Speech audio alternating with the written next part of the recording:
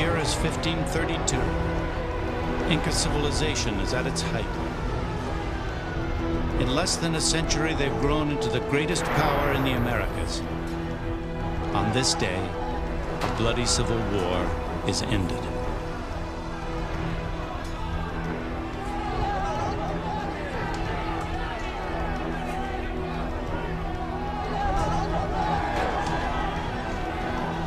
A new leader has emerged. His name is Atahualpa.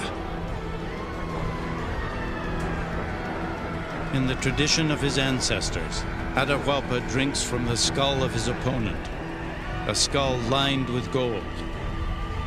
It's the skull of Atahualpa's brother.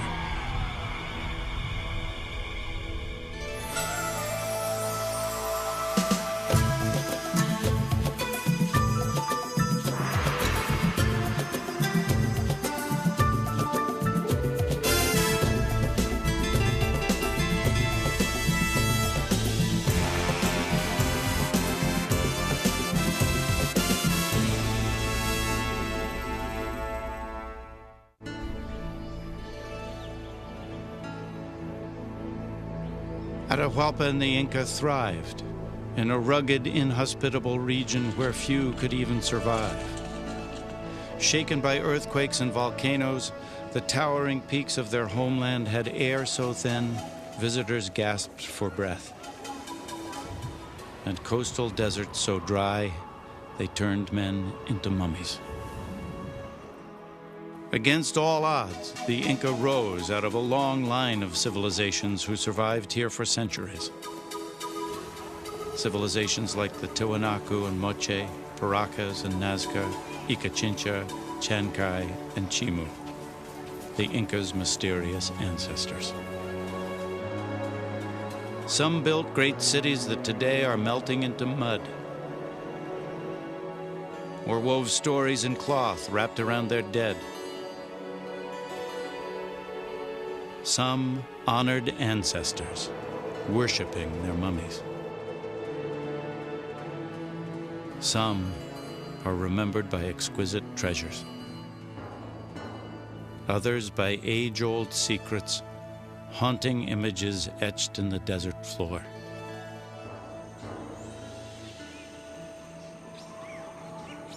But the best known of all, the Inca, would last barely 100 years. Soon after Atahualpa took power, a tiny but well-armed force of Spaniards would invade, threatening all the Inca had created.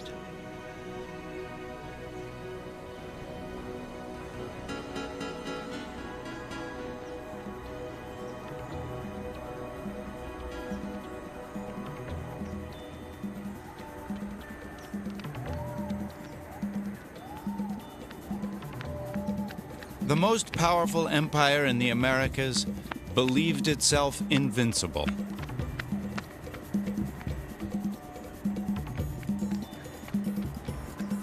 Their realm rivaled the size of the Roman Empire. Their system of roads could have stretched halfway around the earth. They had a vast fighting force that was tested in battle. With a genius for engineering, they had tamed some of the most rugged lands on Earth.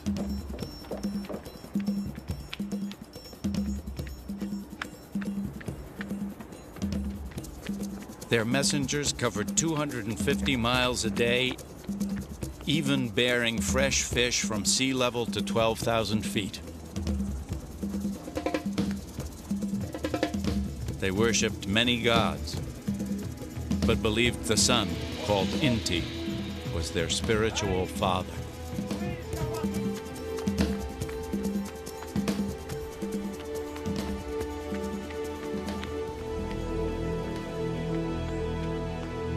Many of their most glorious creations endure.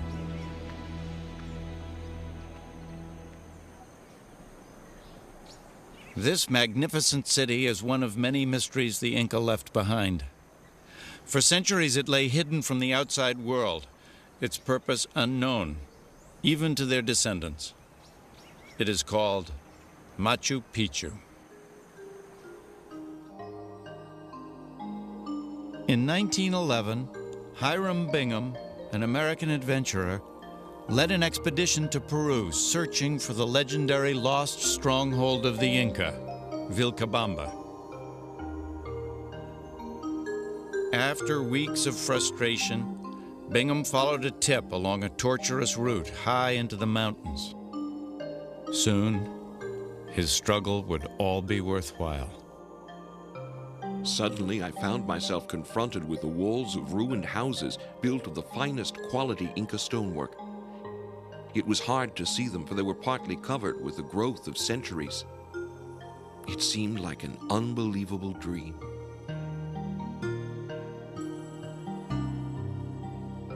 For 400 years, Machu Picchu stood in silence at the top of the world. Now the last great sanctuary of the Inca was revealed. Unknown to their conquerors for centuries, this city in the sky embodies all the mysteries of the great cultures that came before them. Of all great civilizations of antiquity, the Inca and their predecessors had to master global extremes and environmental conditions. And with this went a system of organizing life socially, economically, and religiously that is extremely marvelous. If we can understand the mindset of these people that allowed them to survive and thrive, we will have a great key to true masters of the largest civilization in the Americas. And that is a mystery that we have been trying to solve.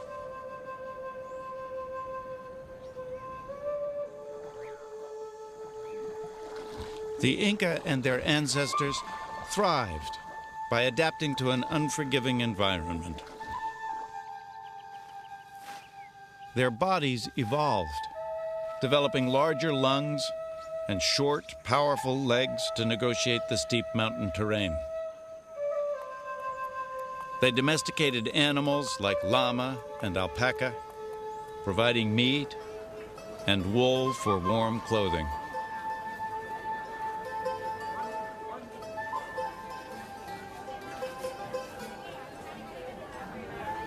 And perhaps most importantly, they cultivated a vast array of crops that would thrive in the diverse environment of the region.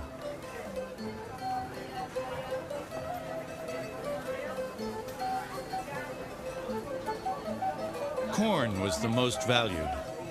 They grew tomatoes and peanuts and over 200 types of potatoes. They cultivated cocoa plants, chewing the leaves to ward off hunger and fatigue.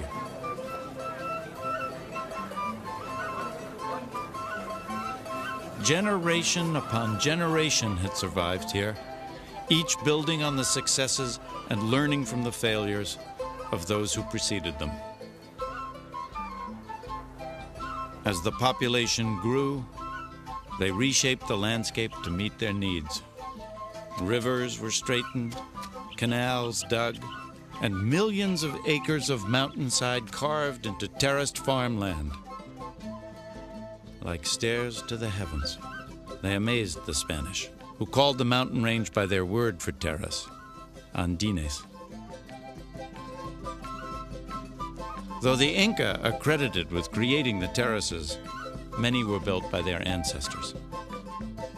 And when the Spanish arrived, they just ascribed everything to the Inca, paid not a great deal of attention to the many civilizations, the many tribes, the many groups that the Inca incorporated. It wasn't until the turn of the century that archaeologists began to discover that there were marvelous ruins that predated the Inca by thousands of years, that the Inca were simply the political culmination of 10,000 years of adaptation to high mountains, to jungles, to deserts.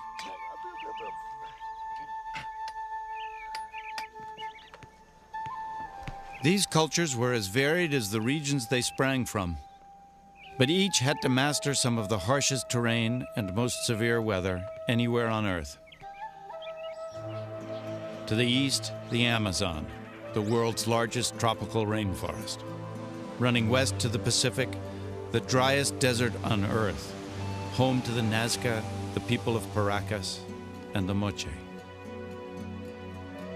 Wedged in between, the rocky spine of the Andes, the world's longest mountain range. It is second in height only to the Himalayas. This was the homeland of the Inca. Here they thrived, despite the constant rumbling of volcanoes and earthquakes, shattering their cities and destroying the canals that were their lifeline. If you shake that landscape forcefully, those canal systems will break down, and it takes a very long time to rebuild them. It's an entirely different world, a world of high altitude, lack of oxygen, scanty rainfall, earthquakes, natural disasters. It's a world that's alive.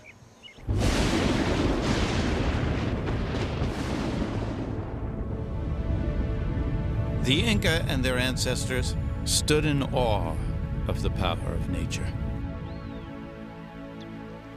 In addition to Inti, the sun god, they worshipped the mountains, the earth, thunder, and the moon. They expanded their pantheon with each new people they conquered, incorporating new idols and spirits as their own.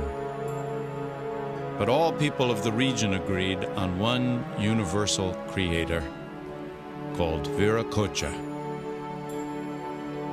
As the Inca left no written record, we know their gods as we know much of Indian life from chronicles of the Spaniards. Pedro de Cieza de Leon arrived in 1535.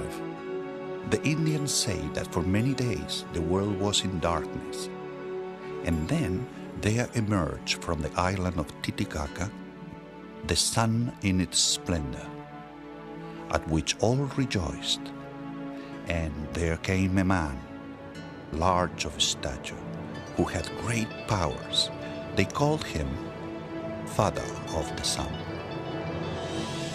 Just as Viracocha was the father of the sun, so each Inca leader was the son of the sun.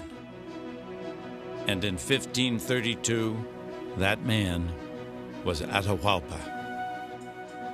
He and his people were masters of their world. At his royal estate of Pisac, there was a temple in honor of the sun god Inti.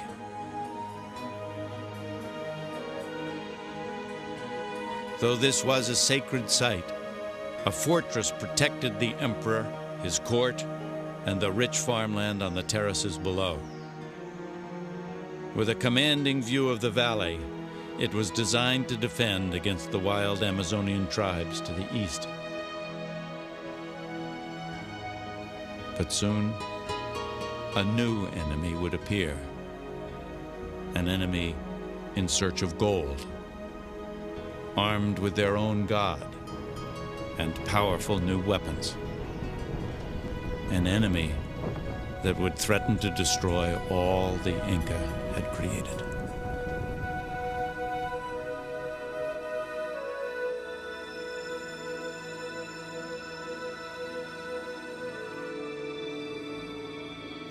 Inca emperors lived a life of extraordinary opulence. Atahualpa had many wives, and his choice of the most beautiful Inca women to serve his every need.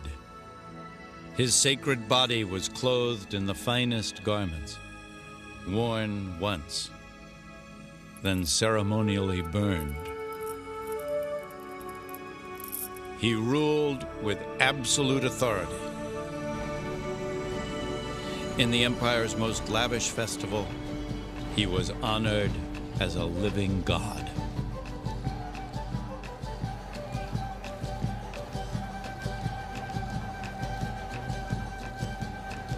Held on the winter solstice in Cuzco, the Inca capital, the festival of Inti Raymi celebrated the sun and all its abundant gifts. The Spanish outlawed Inti Raymi, but it was revived earlier this century. Like many Inca traditions, Inti Raymi honors ancestors. believers in God, in their emperor, and in their own hard work. This system of belief recognized one's ancestors as being extremely important. Your grandfather, your great-grandfather, established where you would be in society. And because ancestors were so important, these folks engaged in what we call ancestor veneration, worshiping your ancestors. A major part of that was making sure that the ancestral body was kept intact. And to accomplish this, mummification of bodies became very, very important. The dead emperor would be embalmed, kept in his palace, but in a quasi-alive state. The mummy was brought out and seated with his ancestral mummies on all important occasions. If we were going to go to war as Inca, we would consult the deceased to make sure that we had their blessing. This Inca court of the dead was called the Panaca. But mummification in the region predates the Inca by nearly 5,000 years. In the arid deserts of the Peruvian coast, bodies naturally resist decay. Hundreds of burial grounds dot the landscape. Today, these remains reveal much about the past. This should be about 1,000 years old. Either a young adult or female because of the size of the bundle. Compared to other bundles, the wrappings are very simple, so that probably gives a suggestion of her position within the society. Of the feet bones, I thought we might be dealing with a young adult female. The skin is all right in many areas, like here. Muscles have almost completely disappeared. So I'm removing this second wrapping on the area that we should be finding the face. And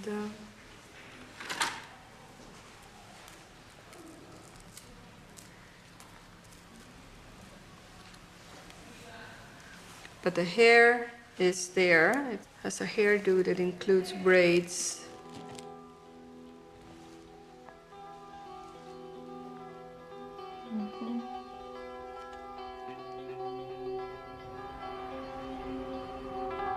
Echoes of ancestors are everywhere, preserved in the drifting desert sands.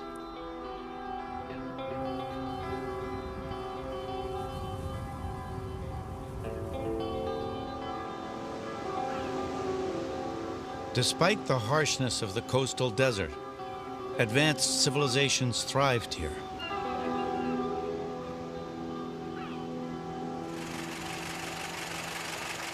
In 1925, two archaeologists traveled to a lonely outpost in southern Peru called Paracas, or sand falling like rain.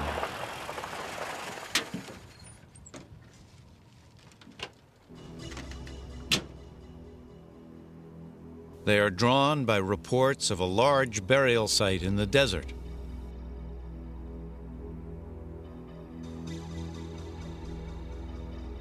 One is a Peruvian, Julio Tello, his colleague American, Samuel Lothrop. It is astonishing that such advanced cultures could have developed in this beautiful but barren setting. But more and more, remarkable artifacts were showing up on the black market. And out here, the evidence is even stronger. Tello and Lothrop had discovered the remains of a little-known civilization. The Paracas predated the Inca by 1,500 years. Of the many wonders they uncovered here, most mystifying of all were the bizarrely deformed skulls scattered across the sand. They surmised that heads of babies were bound between wooden boards to produce the grotesque elongation.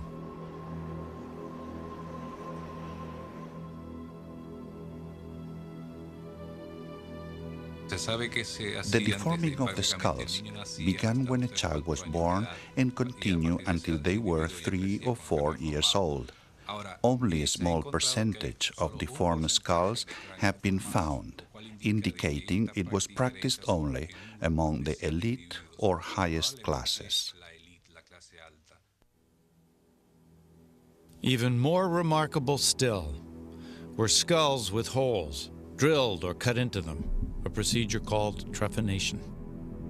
Trephination was initially a form of surgery for fractured skulls, but later on it was used in rituals to allow malignancy or diseases to escape.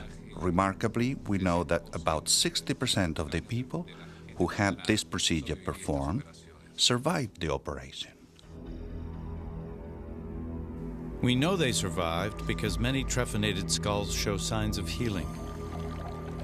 The patient was usually given chicha, a strong brew, to help him relax, while the surgeon used tools of copper and bronze. Some operations involved cutting a series of grooves in the skull. Others, drilling a circular hole so a piece of bone could be lifted out. Centuries before the advent of modern science, these ancestors of the Inca performed medical miracles. But the full explanation for this bizarre practice remains shrouded in mystery. Perhaps the greatest enigma of all the mysteries left by the Inca and their little-known ancestors is that of a people called the Nazca. The Nazca thrived in the coastal valleys, where water is scarce and the sun's rays unmerciful. Like the Inca, the Nazca worshiped the gods of nature, the sun, moon, and stars. In the desert, they constructed lines and symbols that mystify to this day. For them, the desert may have been a cathedral for sacred prayer, a celestial calendar to mark the seasons, or some have claimed, a giant canvas for messages to ancient space travelers, creatures from other worlds. We may never know. All that remains of the Nazca now are giant riddles in the desert sand, mysteries that have baffled scientists and spawned a controversy bordering on science fiction. The Nazca lines stretch over 135 miles of desert. This bird is 450 feet long. Others are simply straight lines that run for miles on end. Though they can be seen clearly from the air, on the ground they are barely visible. For over 1,000 years, they remained unknown to the outside world. It wasn't until the 1920s that airline pilots began referring to the prehistoric airstrips.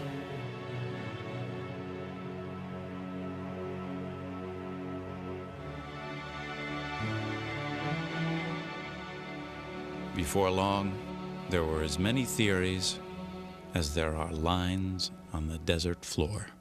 I try to prove that this planet has been visited by beings from outer space several times in antiquity. In 1968, Erich von Daniken's Chariots of the Gods fueled a wild scientific debate. His thesis, the Nazca were communicating with visitors from outer space. By the landing itself, some sand and stones are blown away, and you have a simple track on the ground. And after maybe a few hours or a few days, they start again, maybe in another direction. You have a second track, the take-off track. I assumed that only later, when the extraterrestrials departed, the natives came to the ground and saw these two lines, landing track and take-off track, and they would whisper, the fiery gods rode on these lines. Serious scholars dismissed von Daniken's work in favor of more down-to-earth explanations. One woman had her own theories. Since 1941, Maria Rica has devoted her life to unlocking the mysteries carved in the desert floor. I started walking just to see what was there. I walked on a line, and suddenly I found myself at the center of lines and followed a little further and found winding pathways which proved to be the figure of the spider. And from then on, I was immersed in all this vastness, and I just looked for small winding pathways to see if there could be a figure. Rica spent years carefully measuring the lines and plotting their relationship to the movements of the sun, moon, and stars. She concluded the geometric lines are a giant astronomical calendar, telling the ancient Nazca when to plant, irrigate, and harvest their crops. While her science may be sound, some feel she overlooked an important point. Somehow she neglected the anthropological part. She didn't account for who made these lines. The evidence implies that since a lot of people worked at building these hundreds of lines, they must have had a ceremonial significance. They were some kind of ritual road that led people to certain important centers. It is likely that these lines were placed where dances and rituals were practiced. This is the annual pilgrimage to the Andean shrine of Quechua. Every year, the faithful from villages across the region follow ancient pathways to honor the gods who dwell in the mountains above. At the ceremony's climax, the Indians form giant human lines in view of the surrounding peaks and in praise of their gods.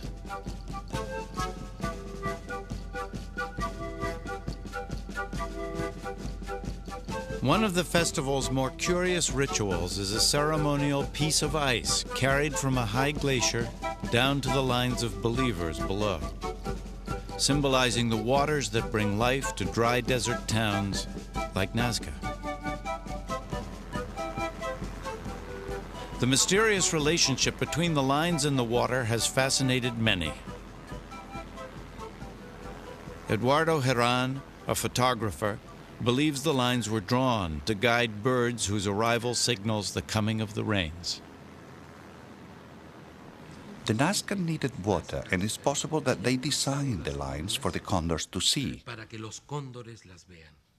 When the condors fly over the lines, they are announcing that the rain from the Andes is on its way, that water is coming, and that's very important for the Nazcans.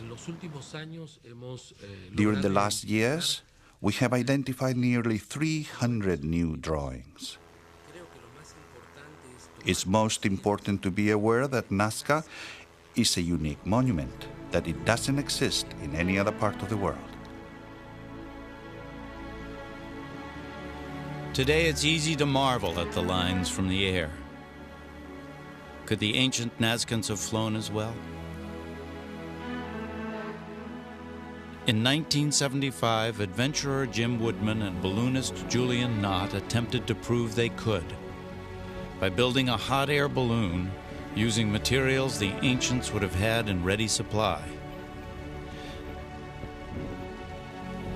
They used reeds for the basket and cotton cloth for the envelope. They funneled heat from a fire pit and lifted off, flying over the desert for 2 glorious minutes.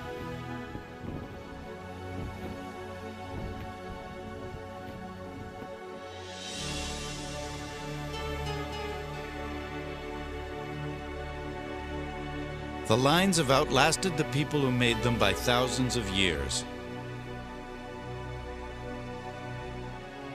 surviving earthquake, drought, and downpour, epitomizing the endurance of Andean cultures in the face of nature's overwhelming powers.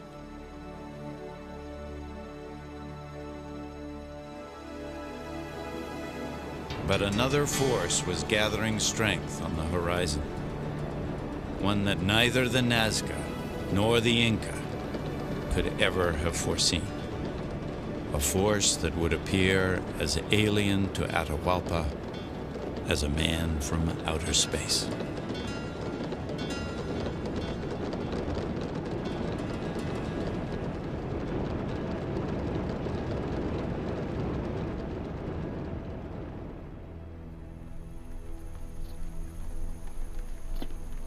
In 1532, Francisco Pizarro and his small band of conquistadors invaded Peru in search of shimmering cities of gold.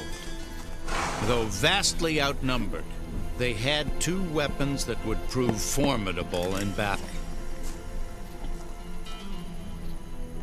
Their firearms, though not very accurate and slow to reload, devastated an Indian army accustomed to closer combat.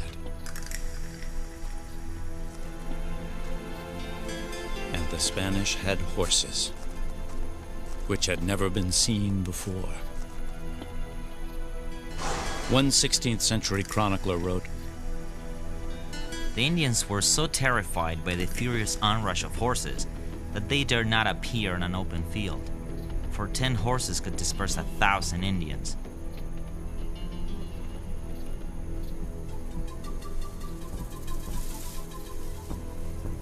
To the Inca, the Spanish must have seemed like creatures from another planet. With their suits of armor and strange four-legged beasts, they inspired a mixture of fear and disbelief.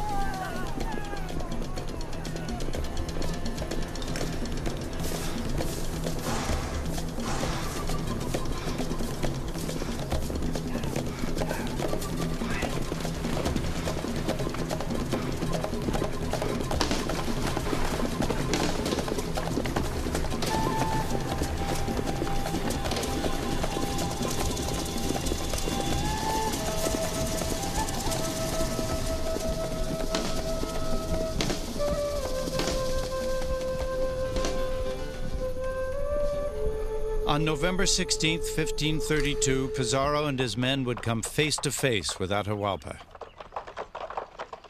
The event was recreated in the feature film, The Royal Hunt of the Sun. The Spaniards were only 168 strong. More than 80,000 Inca warriors camped nearby. But Atahualpa and his entourage of thousands came unarmed. He had no idea the Spanish might fight. His plan was to capture their horses for breeding. On a signal, Pizarro's troops attacked.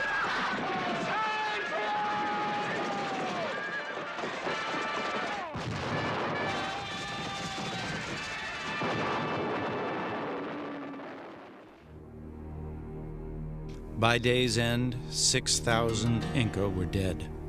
Yet not a single Spaniard. Atahualpa escaped with his life, but Pizarro took him captive.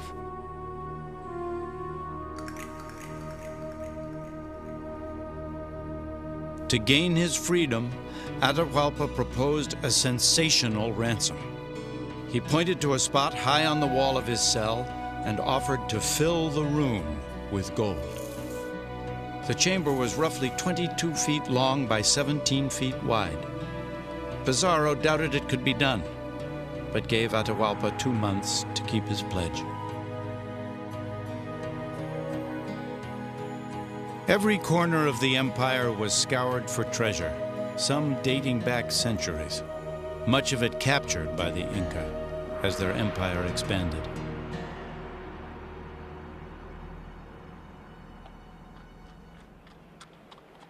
Many of the most finely crafted pieces were made by the Moche people of northern Peru.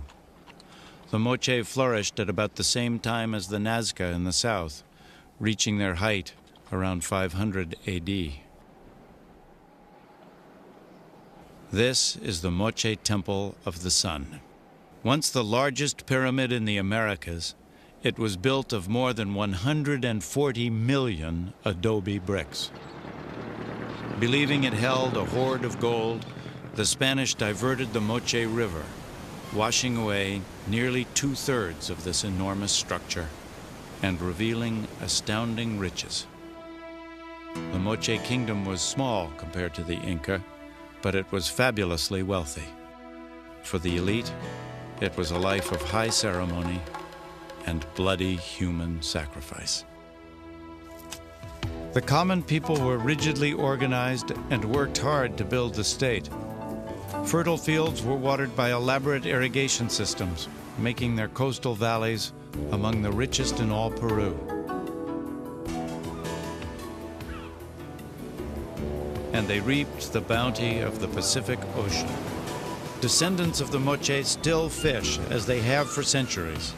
Strong men in reed boats casting their nets on the waters.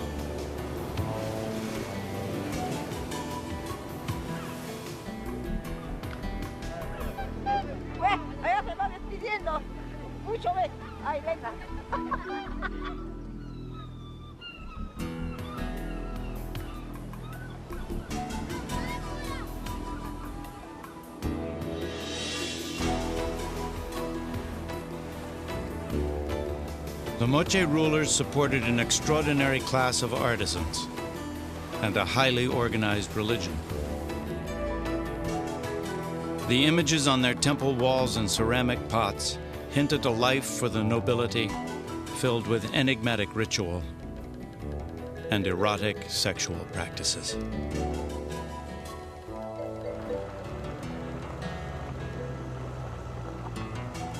At a site near the city of Trujillo, a series of adobe friezes give a chilling look into Moche life. It is called El Brujo. Local people had known about El Brujo for years and often searched for artifacts to sell on the black market. One was Arturo Carrera, who discovered the friezes in 1983. First we found a mummy bundle, and as we moved it, we saw the relief of the facade. Reliefs so beautiful that impressed us so much that we covered them with dirt and decided not to tell anybody. They were so beautiful that we were afraid others would come back and destroy them or rob them.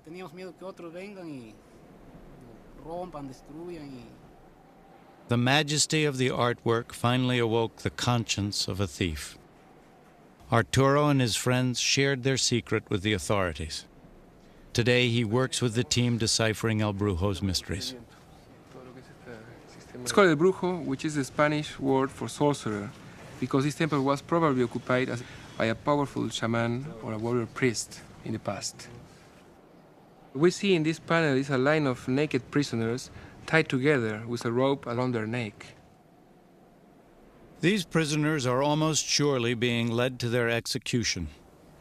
The many human remains suggest the friezes are depicting what really happened at El Brujo. The big question is, what is the real meaning of the sacrifice? And the sacrifice itself is a conscious act of killing somebody in a symbolic way. It's the most precious good you can give. Somehow, if this big building is here with all these images around and all this art, fabulous art of Moche people, and we didn't find the real relationship between the art and the reality. In Moche iconography, it's very common to see images of sorcery or curing, and it is interesting to see that still in practice today. The ancient art is no longer practiced by warrior priests. Humans are no longer sacrificed. Today, curanderos are healers, using herbs and potions to cure ailments of the body, and magic to ward off evil forces that prey on the spirit.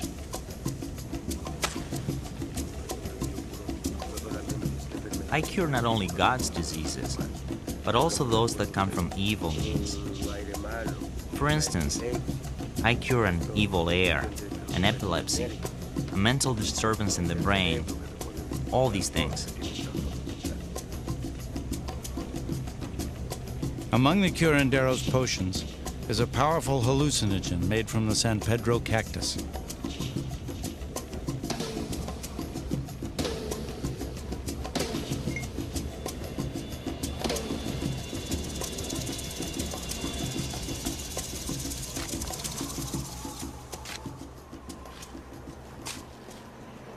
Another highly destructive ancient tradition survives here as well.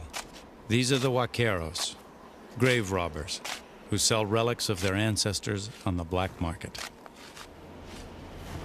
Los campesinos pobres del Perú son permanentemente incentivados. The poor farmers of Peru are encouraged to plunder the tombs of their ancestors by the growing black market in artifacts of the United States and Europe. In October of 1987, I was called by the police to help in identifying some recently seized artifacts. But upon my arrival, they showed me the most impressive treasure. Among them was an impressive gold head with eyes of silver and lapis lazuli.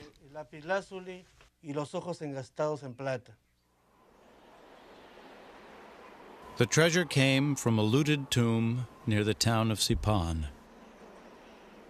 Townspeople swarmed over the site, searching a massive pit dug by the looters.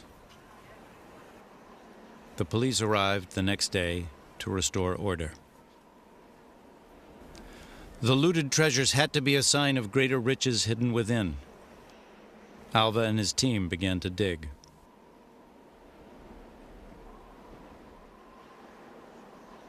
After sifting through the rubble for days, they focused on a 10-meter plot near the summit.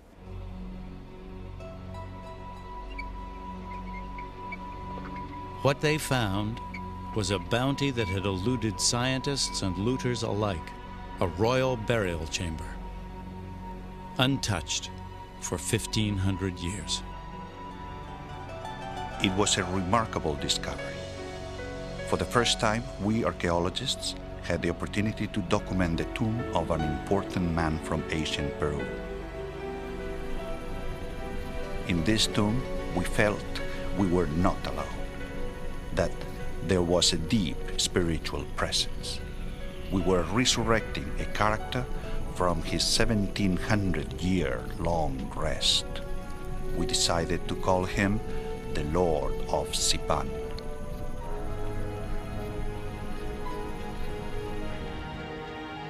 He was about 35, perhaps 5.5 feet tall. He was surrounded by men and women, even a dog, no doubt his companions in life. And to his grave he took a staggering array of wealth.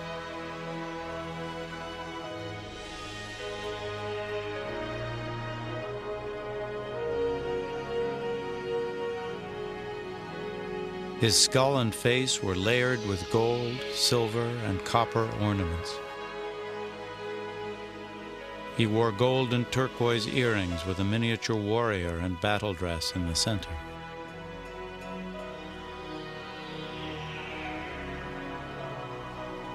Fully excavated, the Lord of Sipan's tomb was judged to be the richest in the Americas. For Alva and his colleagues, it was the discovery of a lifetime.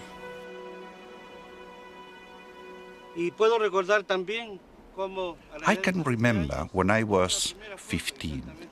I took my first picture of this site, despite the fact that I lived very far away. I had come here without a thought of what destiny had in store for me. When I discovered the tomb, it was the fulfillment of a personal dream, as well as a professional goal, to show Peruvians that archaeology is alive, that we are here to recover the roots of the Peruvian nation, and that the Peruvians should feel proud of their extraordinary past.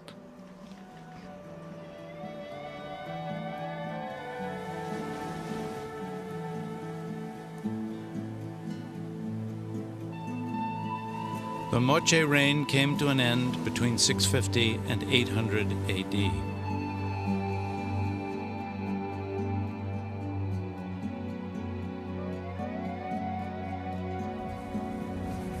A combination of earthquake and drought probably turned their farmland back to desert. Another in a long line of great Andean civilizations, finally overwhelmed by the forces of nature.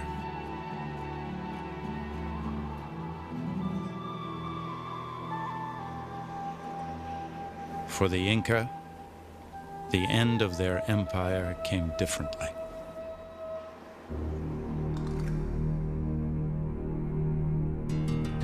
For months, the ransom raised by Atahualpa was carried to his jail cell, and the hoard of treasure rose closer and closer to the line on the wall. Yet in the end, Atahualpa was condemned to die. He pleaded he would be denied reincarnation if burned at the stake. So instead, Atahualpa was tied to a chair and choked to death. His treasure was melted down to feed the fortunes of the King of Spain.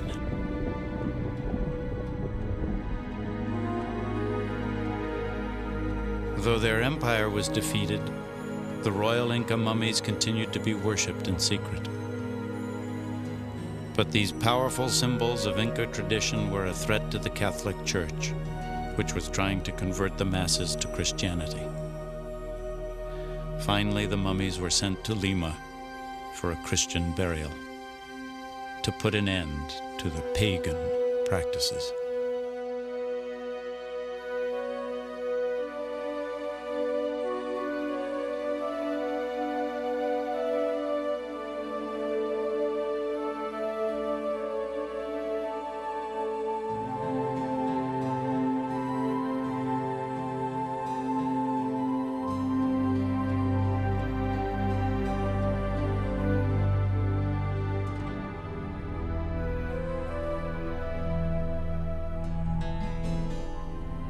The 16th century chronicler Garcilaso de la Vega described their departure from Cuzco.